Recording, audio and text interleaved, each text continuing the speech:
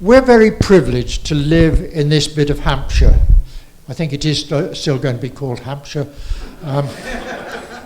And particularly in the Test Valley with the River Test running through it. Now lots of towns and cities have rivers running through them. Usually they're bigger than the Test, but they all look a bit murky, and the Test is really special. It's clear. You can go and just peer at the bottom, and you might even see a fish. You certainly might see trout. You might rarely see a salmon. The River Test and the River Itchen and other chalk streams are very rare, very special. And that's actually why we're here tonight. So tonight we've got Kira Fuller here from the Hampshire and Isle of Wight Wildlife Trust, supported by two of her colleagues. And she's going to talk to us about just how special the ecosystem of chalk streams is. So, Kira, I think I've said enough. Over to you. Thanks, John.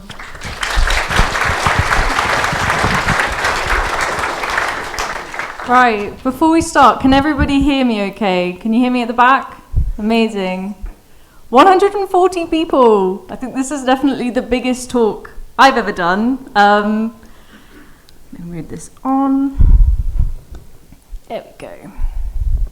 So, yeah, again, thank you to the committee for inviting me here to talk to you all this evening, and thank you for taking time to come and hear about chalk streams. I'm really excited, really, and John did introduce it in a way that chalk streams are really rare, and they're really special.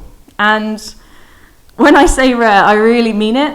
I'll talk about the stats later, but the main thing that I want you to take home today when you leave is the sheer scarcity of these ecosystems, and really how lucky we are to live so close to them. So what I'm going to cover today, firstly is the distribution, so where we find chalk streams across the world, but also in the United Kingdom and England. I'm going to talk a bit about the geology and the formation of chalk streams, because chalk is a very special rock, really special. We're going to talk about the special characteristics of chalk streams themselves and what actually makes a chalk stream. We're going to talk about wildlife and a very cool habitat called winterbournes, which some of you might have heard of. We're also going to talk about a community project which I was lucky enough to be a part of last year, called Watercress and Winterbournes. We'll watch a short video, and then I'll hand back to John for questions at the end. So let's get going. So why am I here talking to you today? Well, down in Hampshire, we have some very wonderful rivers. So we've got a couple of iconic chalk streams and really classic examples of what the perfect chalk stream should look like. So we've got the River Itchen here. I actually live right in the transition between Southampton Water and the Itchen. And then on the Test, we've got Romsey, which is where we are today. And we, as I said, we're really lucky because chalk streams are really rare, and the ecosystems that they arise from are equally rare. So, 200 chalk streams in the world. The exact number depends on how you characterize them, but yeah, let's say we have 200 in the world. 170 of them are in England. I know. Most of those are in the south and the east of England, so really where we are down here. That's 85%. That is a huge number. And for context, our little island up here is 0.22% of the world's landmass. That's a really dense area for such a precious habitat. But why are they rare? So if we have a look at the spread of chalk across England, we're here down there, it's a combination of geographical and geological factors that mean that we have chalk streams down here. Now, chalk is the major aquifer for southeast England, and an aquifer is subterranean rock that holds lots of water, so it's saturated with water. And the chalk down here is our aquifer. In some places, the chalk is exposed at the land surface. So if we think about the White Cliffs of Dover, the Seven Sisters, that's where the chalk is kind of peaking up above the land surface. But here in the south of England, it's actually really deep. So we've got one of the deepest chalk aquifers. It's about 700 meters below the surface. So if we talk about rocks and their geology, this is chalk. Pretty familiar to all of us, right? It's nice and soft, it's porous, we'll use it to write, maybe for gymnastics if you're that way inclined. And the main thing is that it has lots of tiny little holes in it. Now this sample here is actually from the White Cliffs of Dover.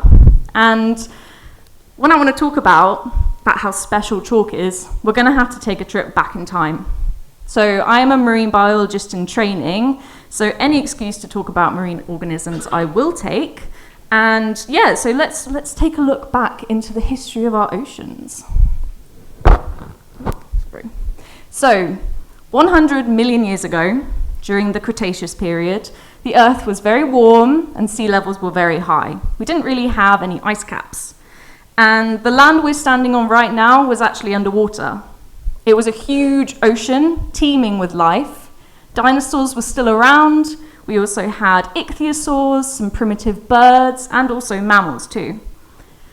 But this guy here, this is what we're here to talk about. Has anybody seen this before? Any ideas? All right. So, this is a coccolithophore. So, we talk about the words. Koko is Greek in origin. Koko means seed or grain, so the shape. Litho means rock, and phore means to bear. And what it's referring to really is this super cool structure that the marine algae has. And it is consisted of these interlocking, almost scale-like structures that are composed of calcium carbonate. And these guys, during the Cretaceous period, when the ocean was really warm, they were super busy. This is a nanoscale, and there were millions and millions and billions of these hanging out in the ocean. And when they die, they sink to the ocean floor, and these little scales will break apart. And over many, many years, I say millions of years, they accumulate on the seabed, and they're compressed.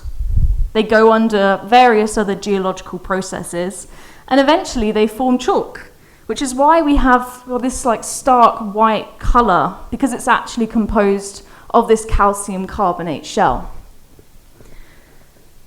We have a little closer look at the kind of structure of what chalk looks like.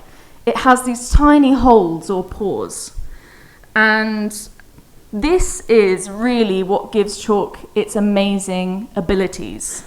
Those are to soak up water and store it, but also to filter it. And this is the basis of our chalk stream ecosystems. So, a beautiful chalk stream here. And it has very special characteristics, which mean that we classify it as a chalk stream. Firstly, it's fed by the aquifer, the chalk aquifer, and this means that it receives a steady supply of water from the ground. And because it's coming right out of the ground, it's really cold. We're talking 10 degrees centigrade, give or take a few degrees for most of the year, even in the peak of summer. And cold water is much better at holding oxygen or any dissolved gases, so it's really highly oxygenated, which is great for animals like fish. It is what we describe it as gin clear, rather apt. So it's this beautiful clear water that is the product of the filtering of chalk as the water percolates through and rises to the surface. It's also alkaline in its pH, so while the water sits in the chalk below the ground, it absorbs minerals from the chalk, and that's what makes the hard water that we drink and the limescale that we're constantly dealing with. And the gravelly beds, so these aren't really to do with the chalk, but actually the absence of it. So we find flint deposits around the chalk beds, and this is what makes these kind of gravelly beds that we see. And these special features are really what make chalk streams a fabulous habitat for wildlife. Now, a little question for you. Any suggestions what animal this might have come from? Feel free to shout at me. Otter is a good guess. It's actually a water vole. What a cutie. This is a semi-aquatic rodent, native to the UK. About 15-20 centimeters long. And these guys love eating grasses and aquatic plants, and they really rely on the vegetation that lives at the sides of the chalk stream, not only for their food, but also for coverage from predators like buzzards, kites, that kind of thing. And because of this, the presence of water voles are a really great indicator of the quality of the plant habitat that we have around chalk streams. So they're actually kind of used like a proxy for kind of the different diversity of plants that we have and the coverage that they provide around a chalk stream. Now, when I was researching for this presentation, I actually found out a really cool fact. Many of you will be familiar with the wind in the willows, and Ratty isn't a rat. He's a water vole. I didn't know that. Pretty cool. But the water vole is critically endangered, and that is mostly a result of habitat loss, but also an invasive species called mink, which kind of looks like a stoat, but it has a white bib. And yeah, these guys are really on a decline, which is such a shame. But yes, it's moving on. A lovely favourite, the iconic kingfisher. What a fantastic bird. Do we have any twitchers here? Yeah? I actually saw my first kingfisher last summer, and not on a chalk stream. And technically not on a river either. So I live, as I mentioned before, right in the last tidal stretch of Southampton water. And I took up paddleboarding, and I was down at high tide, and I actually saw a kingfisher circling, and it was brilliant. I didn't think that they lived that far downstream, but yeah, so these guys are really territorial. They're ground nesting birds, which is why I was so surprised to find them in a tidal area. This photo here was taken at Blashford Lakes Nature Reserve, so not far from here. And yeah, they're actually related to the Australian kookaburra, which I didn't know. But yeah, a real favourite. This guy. Now this guy, this one's really cool. So when we're thinking about how hard the water is around our local area and the dissolved minerals that are in it, this is what makes it a perfect habitat for the white-clawed crayfish. This is our only native crayfish species. This one was in Winnell Moors near Winchester and handled under license, because you do need a special license to handle them. And these guys actually glow under UV light. Didn't know that. They're nocturnal, so the best time to go look for them is at night time with a big UV lamp, so try it. Another invasive species is threatening this native species. You might have heard of the American signal crayfish. So this is a much bigger, more aggressive, territorial species of crayfish. And these are outcompeting our crayfish, but they're also transmitting a disease called crayfish plague, which has a very high mortality rate in our native crayfish. And it really has decimated populations. But the Wildlife Trust is actually working to reintroduce these to our chalk streams and creating effectively an ark site, which is just a big biosecure pond where a population of these can live without any plague or any competitors, and they can be used to supplement populations in the wild. So really, really cool stuff happening with this species here. Another favourite, the otter. I think this one is also at Blashford Lakes. Semi-aquatic mammal, native to the UK as well.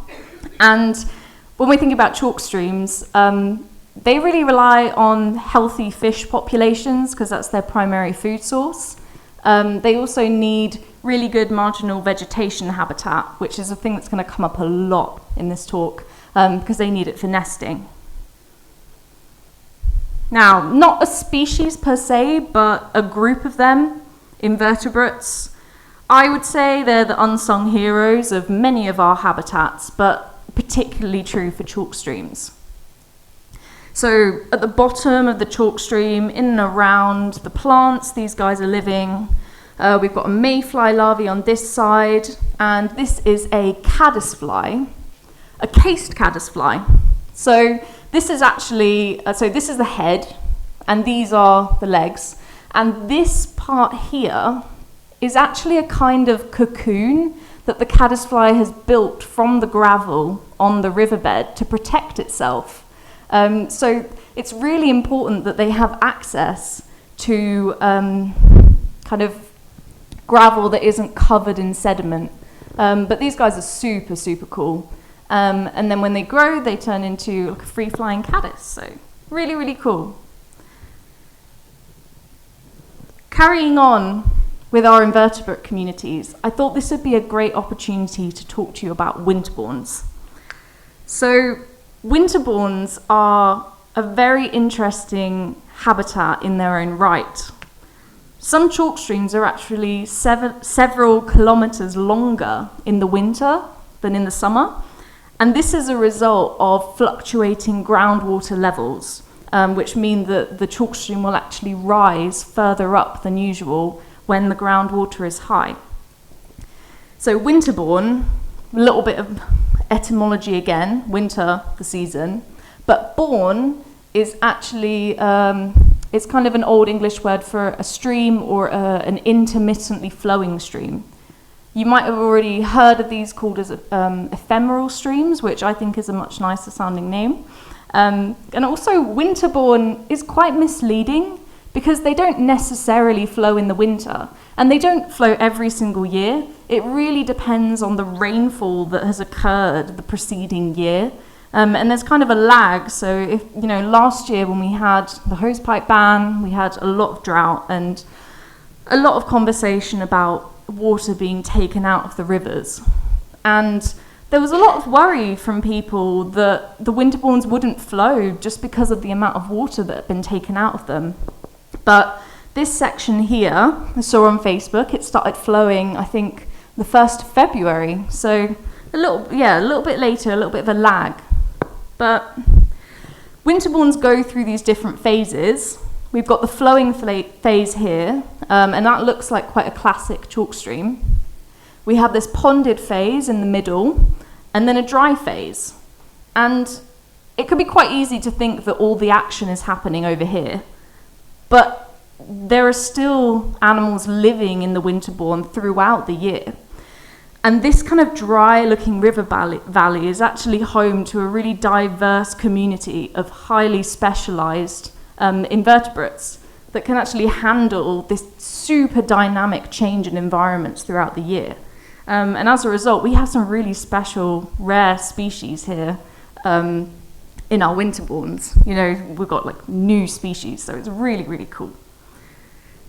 So, during this time, in the winter-ish, we also have another brilliant species that's making its way upstream. So, salmonids. You might be wondering why I've gone salmonid. So we've got an Atlantic salmon on this side here, and a native brown trout here. But I've grouped these together because what I really want to talk about is their spawning habits, or their reproduction. So Atlantic salmon will spawn in our chalk streams from around October to December, and then a little bit later in January to March we get our brown trout spawning. And both brown trout and salmon, and also sea trout, create nests in the gravelly bed of our chalk streams, and these are called redds. Basically, the female will come and she will select a spot that she thinks suitable for her eggs. She'll test out the flow, she'll see how warm it is, and she'll kind of turn on her side and use her tail to dig a hole in the gravel. The male will come, and after she's laid her eggs in the pit that she's created, the male will come and fertilise them, and then she will use her tail to cover them up. And this results in a really kind of strange pile of gravel that looks a little bit out of place compared to the rest of the riverbed. I don't know if anyone will be able to spot it here, but this is a red that was spotted on the River Arle, so that's at the top of the Itchen. This bit here is the red, so this is the nest. And you can kind of see, in comparison to the rest of the riverbed, you've really got a big kind of density of gravel here. Moving on. Also hard to see. So here is our red. Again, looking for that density of gravel. A little bit easier to spot in this photo. Got a nice big pile in the middle here. This is in Flashett, so this is on the test upstream of Romsey. And this is an interesting one. So this is a stranded red. So not all reds will be successful. A female might choose to lay her eggs somewhere and then choose another spot and lay another clutch. She might dig her red and then choose not to lay her eggs there. And in this case here, what we think probably happened is that she dug her nest, and then the water level has since dropped, and this red that used to be submerged is now kind of rising above the surface. But what's really great about this image is that it shows you this kind of shape. It's kind of like a horseshoe shape, and you can actually kind of see where the female would have been as she dug her nest out. So, I want to test that you're all awake.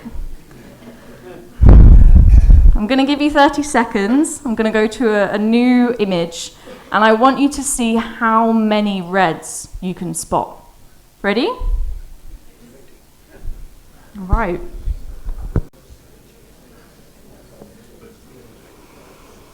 All right. Any ideas? 17 at the back. 5, 8, 12. Okay, 8. All right. So, let's look together. Right, we've got one here. Nice big one here, nice horseshoe shape. We've got deep hit here. Really big one here. You can see this kind of U shape there. Again, this one's a little deeper, but you can see the shadow of the pile of gravel under the water. And then another one here, and then it starts to get interesting.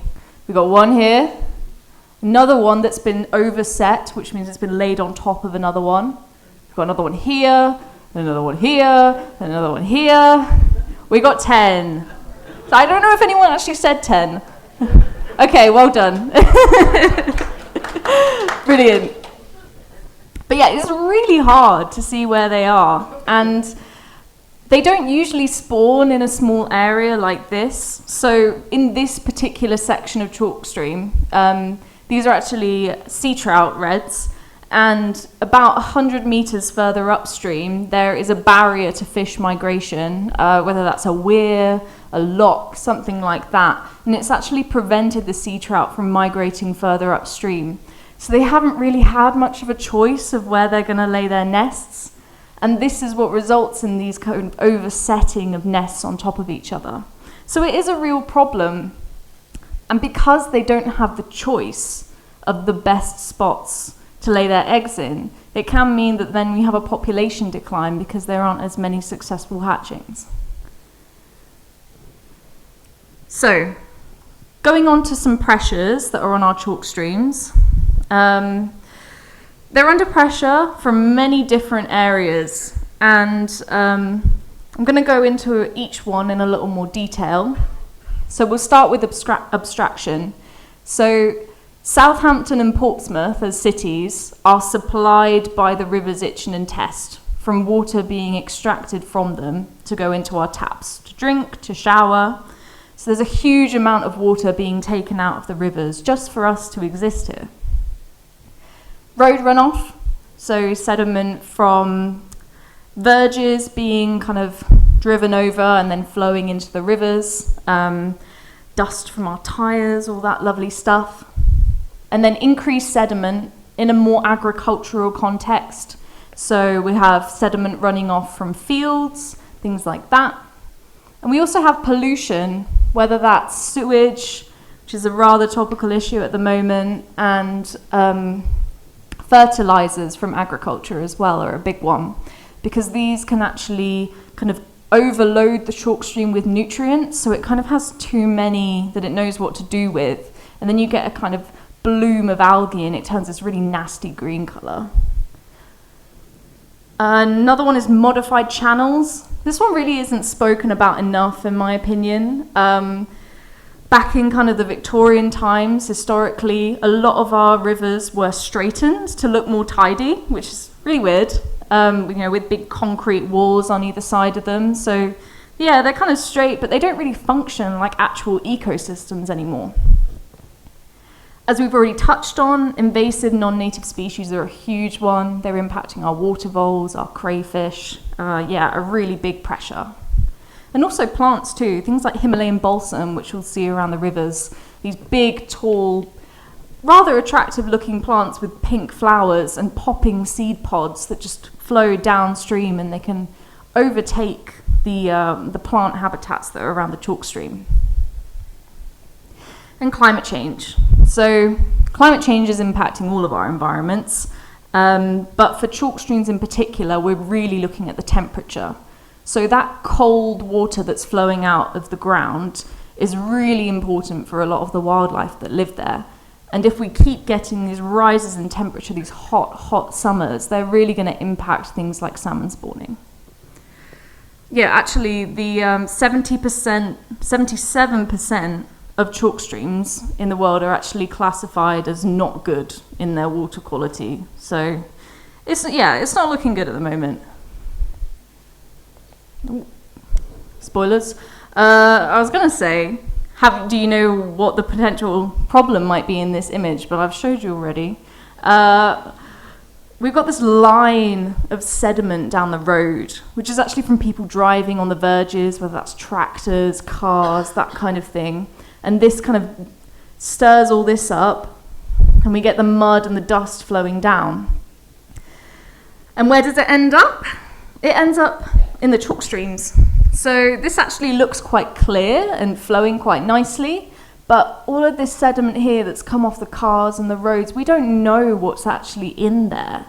Well, I'll talk a little bit about it later and what actually is going to be in this sediment, but it's not always what it seems.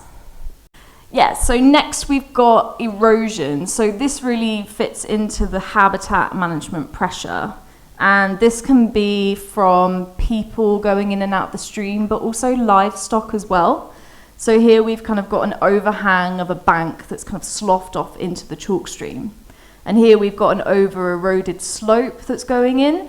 And again, this is induced to the lack of plant habitats around the sides. And it could be also from storms and things like that, so then we're linking back into climate change. Now, this looks quite nice. It's quite idyllic, but you'll spot way over straightened channel. You know, rivers don't exist in this rectangular shape. And it can look quite nice. It can be kind of hard to tell sometimes whether a chalk stream is healthy or not.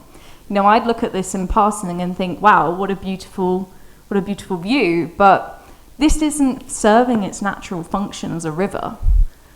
You know, chalk streams, they can look really bad sometimes. You know, this one on the left, you wouldn't immediately assume that this is a chalk stream if you didn't know what a chalk stream was supposed to look like.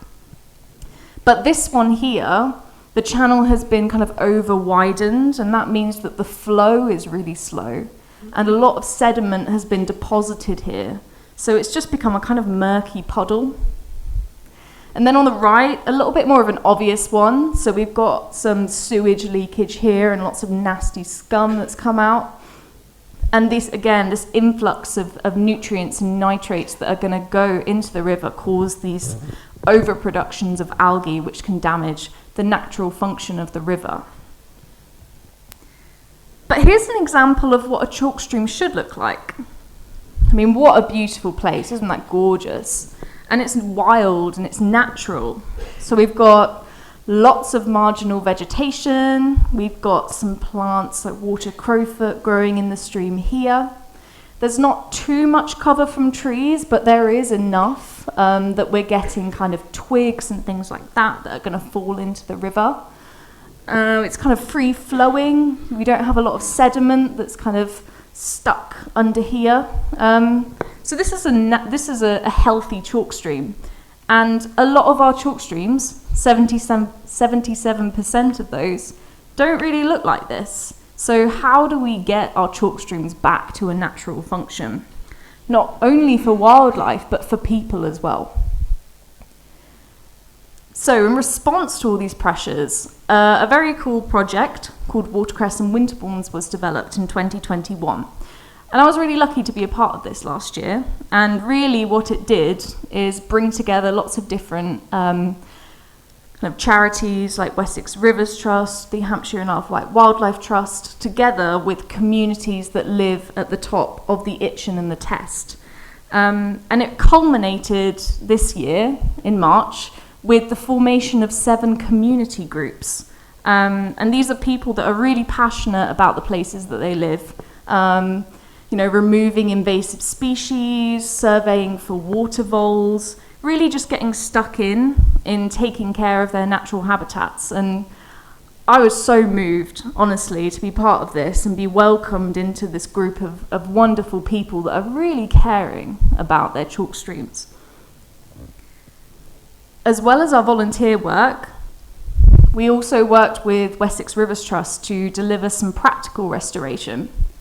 So this image here is kind of a stepped weir with a chalk stream, and the real problem here is that fish can't get up it to spawn.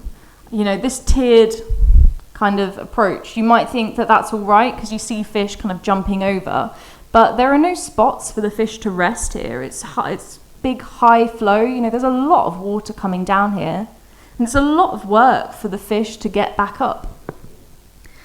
So what we did was we reintroduced this natural meandering shape back into the river. We added some rocks and some twigs, some woody debris, and this created a natural pockets of slower flow where fish could rest, but then you naturally had this high flow in the middle, which meant that the system kept moving quite quickly and you didn't get a deposition of sediment.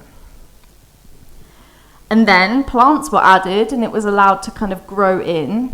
And really what we ended up with was this very natural and, in my opinion, much nicer looking river that has this kind of stepped approach still, but has these kind of micro habitats where lots of different creatures, invertebrates and that kind of thing can live. So a really successful kind of renaturalization of our chalk streams. It was a really cool one. Another example, this is Titchbourne Homebeat in the Cheriton stream. And before, we've got this super wide channel, silty, can't really see the gravel under here. And we did something really simple, and the chalk stream kind of fixed itself. So what was done is we created what we call berms, and these are collections of kind of wood and sticks that have been taken from trees around here. So they would have been used from just like routine maintenance of trees, and used to recreate that natural meandering shape, which is just so cool. And what the chalk stream did by itself was scour all this gravel clean. We didn't clean that, it did it itself. And this is not a lot of work, for a team of volunteers. This is a day's work, and it makes such a difference to, the beauty of the chalk stream and also its function as an ecosystem too. Another thing that our volunteers did was survey for invertebrates. So those invertebrate communities I was talking about earlier, there is a nationwide citizen science project called Smart Rivers, which is run by Wildfish. And twice a year, our volunteers would go out to the river. They'd go out in their wellies with a net, and you go out and you kick the riverbed and you kind of dig your net in and get a big sample, chuck it in a bucket, and then you spend the next 6 months going through that bucket and identifying every single tiny little larvae, bug, snail, worm, every single one gets processed in these tanks and then down a microscope and put into these jars according to their genus and species. So this is a lot of work, but what that means and what that results in is a really strong data set which tells us what is actually living in our chalk streams. And the surprising thing about this is that we can use it to kind of figure out how healthy our chalk streams are. So some invertebrates will be much more resilient to pollution than others.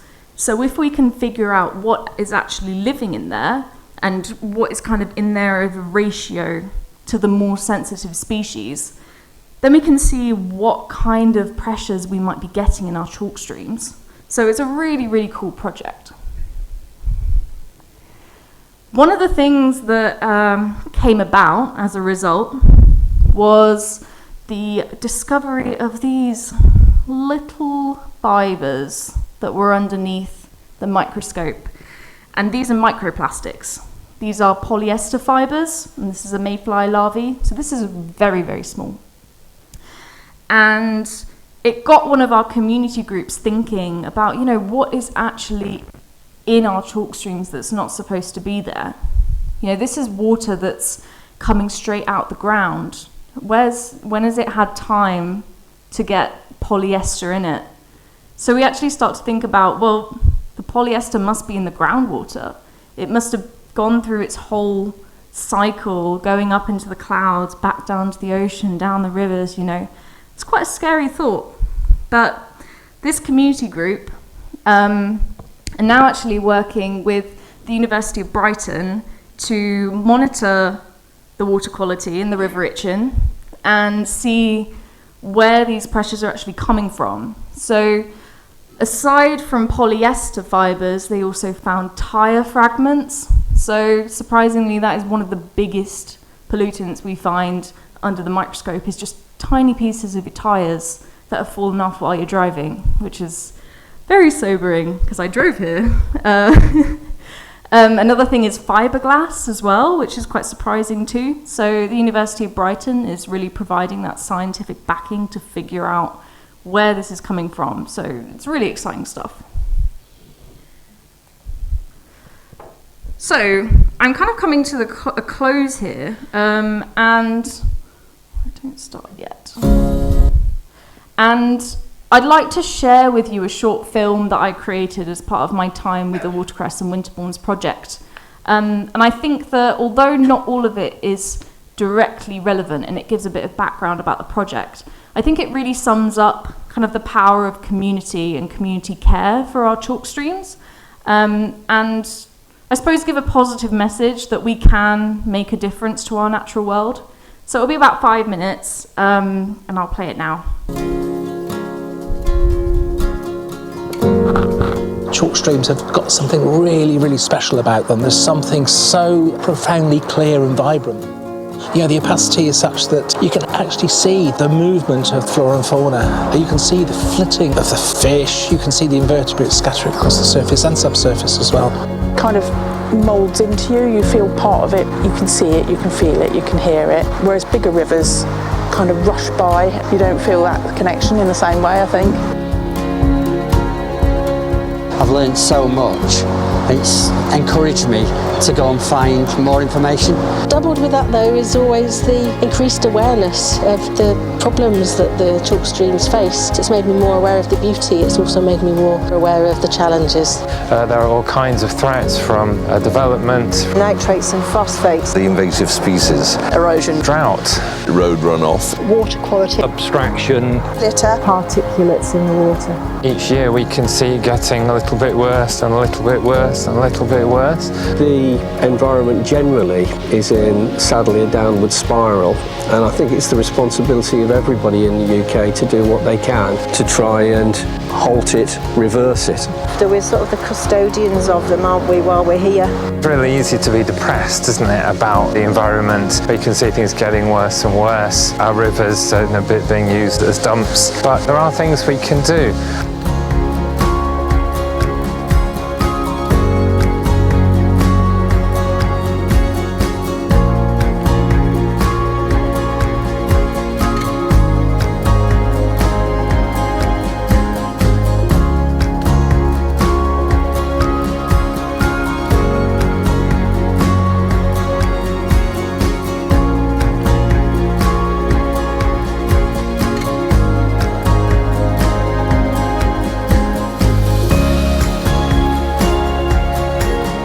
Schemes like the Watercress or Winterbournes have done a fantastic job raising awareness. Organisations like Wildfish with Smart Rivers, we're getting so much data that can be used to demonstrate the deterioration of our chalk streams. Sound, accurate data which will help monitor water quality, and on the basis of that inform decisions about what should be done in the future to improve it. That's the only way you can do it. I think at the start of Watercress and Winterbournes, I really hope that we'd do two things. One is create a real army of people who are going to stand up for the chalk streams. The other thing is probably to make a good difference to the rivers themselves. That has been much more of a challenge with all of the issues that have arisen or become much more prominent since Watercress and Winterbournes began. I do think we've made a difference, particularly to habitat in certain areas, but obviously there's so many things still to do. Reviving our rivers and getting them back to good natural function, lack of abstraction, no pollution, is going to take a long time, and this is a long game. We've mobilised so much within the community. We really want to find a way for things to carry on. All the volunteers who have worked on the scheme are very motivated to keep it going. So I'm hopeful that, our chalk streams won't die and that we'll be able to do something to secure their future for our children.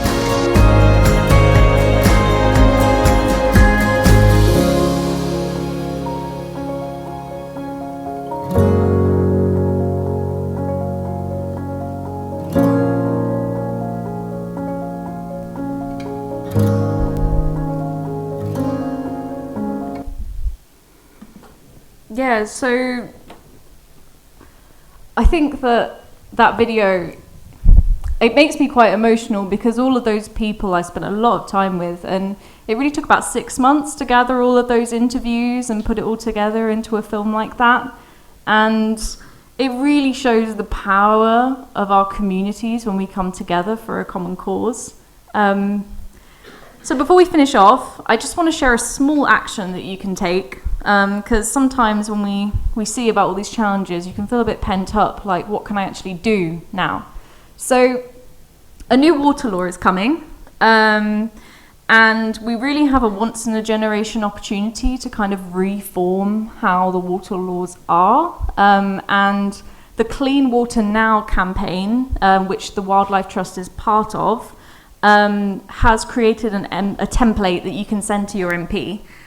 So all you need to do is scan it with your smartphone, add a few details, and it will kind of show your MP that clean water is important to you. With 85% of the world's chalk streams in our area down here, it really is in our hands, and your voice does matter. And we really need to put the pressure on to really show the government that the water quality issue is a big one, and it's a big one to all of us, and that's kind of it from me. Thank you all so much for listening, and I'll hand back to John for questions.